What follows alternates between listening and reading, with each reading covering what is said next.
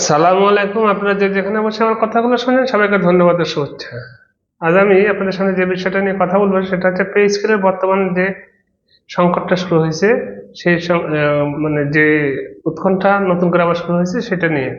উৎকণ্ঠা আমার মনে হয় আপনারা জেনে গেছেন। বর্তমানে পে স্কেলের যে বিষয়টা যে মানে যে সংকটটা এখন সামনে আসছে সেটা হচ্ছে আমার যে পে স্কেল এর পে কমিশন রিপোর্ট বাস্তবায়নের বিষয়টা বর্তমান সরকার বাস্তবায়নে গড়িমসি করতেছে, সেটা তো আছে। এর সাথে আবার নতুন করে যুক্ত হয়েছে দেবপ্রিয় ভট্টাচার্য প্রেস ক্লিনে একটা মন্তব্য করছেন যে বিগত পে কমিশনের রিপোর্ট এই সরকার বাস্তবায়নের জন্য এই সরকারের কোনো বাধ্যবাধকতা নেই, এই সংক্রান্ত তিনি একটা মন্তব্য করছেন। এখন প্রশ্ন হচ্ছে তিনি এই মন্তব্যটা কি করতে পারেন, আর তিনি কেন এই মন্তব্য করবেন? তিনি এই মন্তব্য করার কি, তাকে এই মন্তব্য করতে বলছে কি? এই বিষয়টা কিন্তু সামনে এসে যায়। আসলে তিনি কি?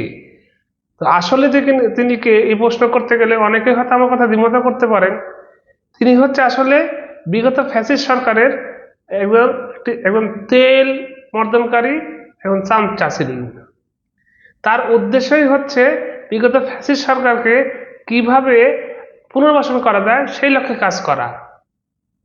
কেন আমি কথাগুলো বলতেছি?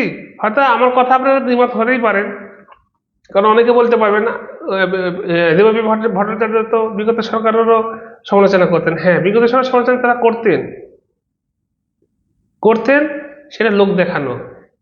এখন তিনি যে কথাগুলো বলতেছেন এটি বিগত সরকারের পক্ষে কথা বলতেছেন এবং আমাদের পার্শ্ববর্তী দেশ ভারতের প্রেসক্রিপশনমূলক কথা বলতেছেন।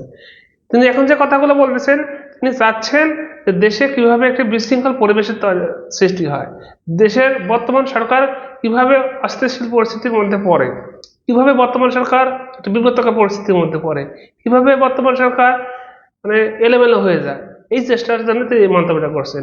কেন এই কথাটা বললাম? দেখেন, যখনই এই সরকার পূর্বের অর্থাৎ অন্তর্বর্তীকালীন সরকারের পে কমিশনের রিপোর্ট যদি বাস্তবায়ন করতে না চায় এবং আবার যদি বলে তার কথা মতো নতুন করে আবার পে কমিশন গঠন করে তাদের সুপারিশ যদি বাস্তবায়ন করতে চায়, তাহলে কিন্তু একটা বিশৃঙ্খল পরিবেশের সৃষ্টি হবে।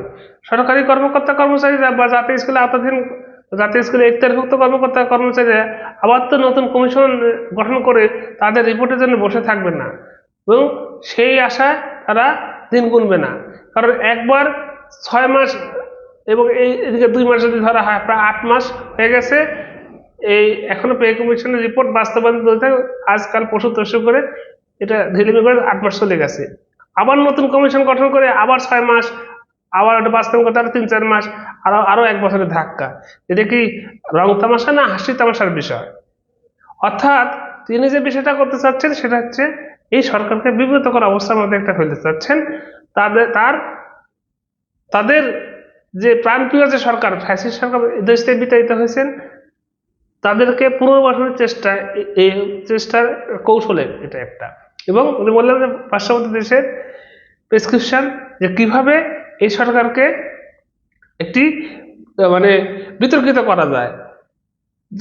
সরকারি কর্মকর্তা কর্মচারীদের সাথে যদি এই ধরনের আচরণ করে বর্তমান সরকার, তাহলে খুব বড় ধরনের বিশৃঙ্খল পরিবেশের সৃষ্টি হতে পারে। এটা অস্বীকার করার বুদ্ধি নেই কিন্তু। কারণ এমনি এ সরকার পে কমিশনের রিপোর্ট বাস্তবায়নের জন্য গত অন্তর্বর্তীকালীন সরকার যে বাজেট রেখে গেছিলেন সেই বাজেটটা তারা অন্য খাতে ব্যয় করে পে স্কেলটা বাস্তবায়নে ডিলে করতেছে। এখন জাতীয় স্কেলে আওতাভুক্ত কর্মকর্তা কর্মচারীরা আশায় বুক বেঁধে আছে যে আগামী নতুন বাজেটে এই পে কমিশন বাস্তবায়নের একটি বাজেট বরাদ্দ রেখে সেই বাজেটটা সেই মতে বাস্তবায়ন পে কমিশনের রিপোর্টটা বাস্তবায়ন করা যায়। তার মধ্যে তিনি আগুনে ঘি ঢালার মতো একটি কথা বললেন যে পূর্ববর্তী বা অন্তর্বর্তীকালীন সরকারের গঠিত কমিশনের রিপোর্ট অর্থাৎ পে কমিশনের রিপোর্ট বাস্তবায়ন করার জন্য এই সরকার দায়বদ্ধ না। তার কাছ থেকে পরামর্শ কে চাইছে? তিনি এই বিষয়ে কথা বলার কে? এটা তাকে কি সরকার বিশেষজ্ঞ হিসেবে নিয়োগ দিচ্ছে পে কমিশনের? তাকে কি বলছে যে আপনি এটা বাস্তবায়ন করেন? একবারে কথা বলার অভ্যাস বাদ দেন, মুরব্বী হয়ে গেছেন, মুরব্বীর মতো কথা বলেন। আর যদি আগুনে ঘি ঢালা কথা বলেন তাহলে কিন্তু কথাবার্তা আমরাও জানি, আমরাও বলতে পারি উল্টাপাল্টা কথা। মানুষের আসলে বয়স হয়ে গেলে মানুষ ভুল পাকে না, বয়স হয়ে গেলে কথাবার্তা বলতে কোনো ইয়ে থাকে না। আপনারা আশা করি সেই তো কথাবার্তা বলা যদি কমে যায়, কথাবার্তা বন্ধ রাখেন। আপনার কথাবার্তা বলার দরকার নাই। আপনারা দেশে যে কত উন্নতি করছেন যাবৎকালে, সিপিটি কত উন্নতি করছে, বা আপনাদের এদেশে কি উন্নতি হয়েছে আমরা জানি। আপনি কি করতে চাচ্ছেন সেটা আমরা বুঝে গেছি। তো ওই ধরনের আর নতুন কথাবার্তা বলে নতুনভাবে বিতর্ক সৃষ্টি করার দরকার নাই। এখন সরকারের কাছে করজোড়ে মিনতি করব, এই ধরনের মানে কেয়াস সৃষ্টিকারী লোকের বা এই ধরনের বিতর্ক ছড়ানোর লোকের কথাবার্তা শুনে উদ্বুদ্ধ হয়ে এই যেন সরকার যেন অহেতুক একটি মানে ঝামেলাপূর্ণ একটি সিদ্ধান্ত যেন নেওয়া থেকে সরকার বিরত থাকে। গত অন্তর্বর্তীকালীন সরকার পে কমিশন গঠন করে গেছে এবং রিপোর্ট দিয়ে গেছে, কিভাবে বাস্তবায়ন করবে তারা নোটও দিয়ে গেছে, তারা বলে গেছে। এই সরকারের হাতে তারা নিজেরাই বাস্তবায়ন করতে চাইছিল। সত্যি কথা যেটা, আমরা কিছুটা জানি, আপনারাও কিছুটা জানেন, যে আপনাদের চাহিদা মতো তারা এটা বাস্তবায়ন করেনি, যাতে এক নম্বর আপনাদের প্রেশার না পড়ে, দুই নম্বর আপনাদের হাত দিয়ে দিলে আপনাদেরকে ক্রেডিট বাড়বে। তো যার কারণে করেনি, তার মানে আপনাদের কাছে দেখেছে আপনারা এক প্রকার আমানত হিসাবে রেখে গেছে। সেই আমানতের খেয়ানত একবার তো করছেন, আর করার চেষ্টা করেন না, তাহলে যেটা হবে অসন্তোষ বাড়বে। জাতীয় স্কুল আওতাভুক্ত কর্মকর্তা কর্মচারী তো এদেশেরই মানুষ, এদেশেরই জনগণ, এদেশেরই ভোটার, তাদেরও পরিবার আছে, তারা ভোট দেয় এবং তাদেরও রাজনৈতিক কোনো না কোনো আছে। তো তাদেরকে এভাবে ছেলে খেলা বারবার করা উচিত হবে বলে আমি মনে করি না। আর এই দেবপ্রিয় ভট্টাচার্য গত অন্তর্বর্তীকালীন সরকারের আমলেও কিন্তু যে অর্থনৈতিক খাত সংস্কারের শ্বেতপত্র কিন্তু ইনি দিয়েছিলেন।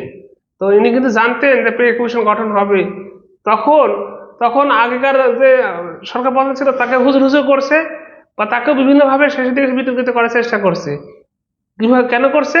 ওই যে তাদের আগের যে সরকার, তাদের যে পছন্দের সরকার, তাদের পুনর্বাসন করার লক্ষ্য করছে। অর্থাৎ ইনারা বা এই দেবপ্রিয় ভট্টাচার্য, সিপিটি কথা বলবো না, এই দেবপ্রিয়র মতো লোকেরা, এই দেবপ্রিয়র মতো লোকেরা মানে কংসমানের মতো আচরণ করে। এদের কাজই হচ্ছে কিভাবে সরকারকে বিতর্কিত করা যায়, সেই কাজে এরা ব্যস্ত। তো এখন পে স্কেলে যে বর্তমানে যে সংকটমূলক মানে এমনিতে সংকটমূলক মানে দিনকাল পার করতেছে, পে কমিশন রিপোর্টটা বাস্তবায়ন হচ্ছে না, পে কমিশন নিয়ে সবাই আমরা আতঙ্কিত, কবে হবে, কোন সময় হবে, কিভাবে হবে, কতটুকু হবে। এর মধ্যে আবার কংস মামা হাজির হয়েছে নতুন করে, কংস মামার মতো আচরণ করে। আমরা চাইবো, আমরা যারা জাতীয় স্কুলের সুবিধাভোগী আছি, তারা আমরা চাইবো সরকার যেন অবশ্যই এই ধরনের কংস মামার কথায় পরিচিত না হয়ে একটি সঠিক বিবেচনা প্রসূত সিদ্ধান্ত গ্রহণের মাধ্যমে এই জাতীয় স্কুলে আওতাধীন সকল কর্মকর্তা কর্মচারীদের কাছে একটা সুন্দর নতুন একটি বেতন কাঠামো উপহার দিবেন, এটাই আমরা আশা করি। আর যদি অন্যথা হলে কিন্তু এটা নিয়ে ঝামেলা হবে, একটু দেশে একটি অস্থিতিশীল পরিস্থিতি সৃষ্টি হবে। কারণ এই জাতীয় স্কুলে আওতাধীন বা সরকারি কর্মকর্তা কর্মচারীরা কিন্তু পে স্কেল বাস্তবায়নের জন্য এখন তারা কিন্তু আস্তে আস্তে আন্দোলনের পথ বেছে নিচ্ছে। তো আমরাও চাইবো না, বা সরকারও, আমি আশা করি সরকারও চাইবে না যে কোনো অপ্রীতিকর অবস্থার সৃষ্টি হোক। তাই চাইবো যে এই পে স্কেলে যে সংকটময় পরিস্থিতি সৃষ্টি হয়েছে, পে স্কেলে যে সংকট কোনো একটা সৃষ্টি হয়েছে, এটা থেকে সরকার তার মানে ডিপ্লোমেসি দিয়ে সুন্দর মানে বিশ্লেষণমূলক কার্যকলাপের মাধ্যমে, তার গঠনমূলক সিদ্ধান্তের মাধ্যমে এই ধোঁয়াশা থেকে বের হয়ে আসবে এবং এই ধোঁয়াশা থেকে সকল কর্মকর্তা কর্মচারীকে রেহাই দিয়ে একটি সুন্দর একটি সুখকর একটি সমাধান বের করে আনবেন। তো আশা করব এই দেবপ্রিয়দের কথা না শুনে এই সরকার প্রধানরা সুন্দর একটি আমাদের কাঙ্ক্ষিত জাতীয় স্কুলে আওতাধীন কর্মকর্তা কর্মচারীদের একটি কাঙ্ক্ষিত, এটি প্রয়োজনীয়, একটি সঠিক সুবিবেচনা প্রসূত একটি বেতন কাঠামো উপহার দিবেন। এই কম সময়ের মধ্যে কথা সরকার যেন পরিচিত না হয়। তো যেটা বললাম, যে কথা বললাম, এখন যারা আমার কথাগুলো শুনলেন সবাইকে ধন্যবাদ এবং শুভেচ্ছা জানিয়ে আজকের মতো এখানে শেষ করছি। যারা এতক্ষণ আমার কথাগুলো শুনলেন সবাইকে ধন্যবাদ এবং শুভেচ্ছা। Thanks for watching, until then আল্লাহ হাফিজ। ধন্যবাদ সবাইকে।